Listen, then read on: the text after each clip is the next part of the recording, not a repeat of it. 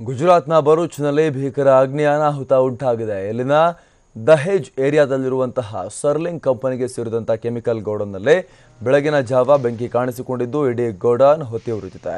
ಅಲ್ಲದೆ ಕೆಮಿಕಲ್ನಿಂದಾಗಿ ಸ್ಥಳದಲ್ಲಿ ಹಲವು ಸ್ಫೋಟಗಳು ಕೂಡ ಉಂಟಾಗಿದ್ದು ಭಾರಿ ಹೊಗೆ ಕೂಡ ಆವರಿಸಿದೆ. ಅಲ್ಲದೆ ಗಾಳಿಗೆ ಬೆಂಕಿಗೆ ಅಕ್ಕಪಕ್ಕದ ಗ್ರಾಮಗಳಿಗೂ ಕೂಡ ಈಗ ಇದರ ಪರಿಣಾಮ ತಡ್ತಾ ಇದೆ. ಹೀಗಾಗಿ ಮುನ್ನೆಚ್ಚರಿಕಾ ಕ್ರಮವಾಗಿ ಅಂಬೇಟ ಹಾಗೂ ಜಾಗೇಶ್ವರ ಗ್ರಾಮದ 200ಕ್ಕೂ ಅಧಿಕ ಗ್ರಾಮಸ್ಥರನ್ನ ಹಳ್ಳಿಯಿಂದ ಸ್ಥಳಾಂತರ ಮಾಡಲಾಗಿದೆ.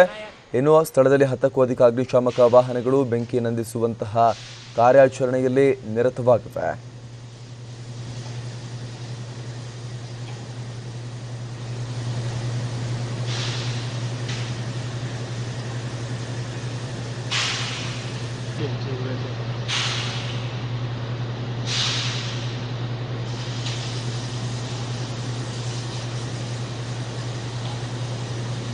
बिल्डिंग आई है आ बाजू तो आई बच्चे लाग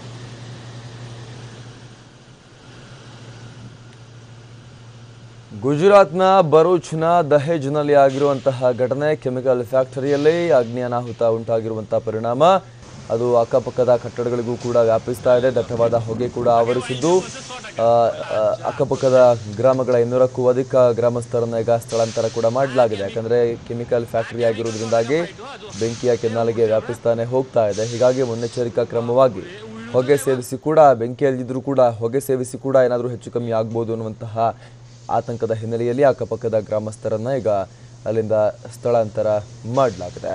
ಇಡೀ ಪ್ರದೇಶದಲ್ಲಿ ದಟ್ಟವಾದ ಹೊಗೆ ಆವರಿಸಿದ್ದು ಅಗ್ನಿಶಾಮಕ ಸಿಬ್ಬಂದಿ ನಿರಂತರವಾಗಿ ಬೆಂಕಿಯ ಕೆನ್ನಾಲಿಗೆಯನ್ನು ನಂದಿಸೋಕೆ ಹರಸಾಹಸವನ್ನ ಪಡ್ತಾ ಇದ್ದಾರೆ.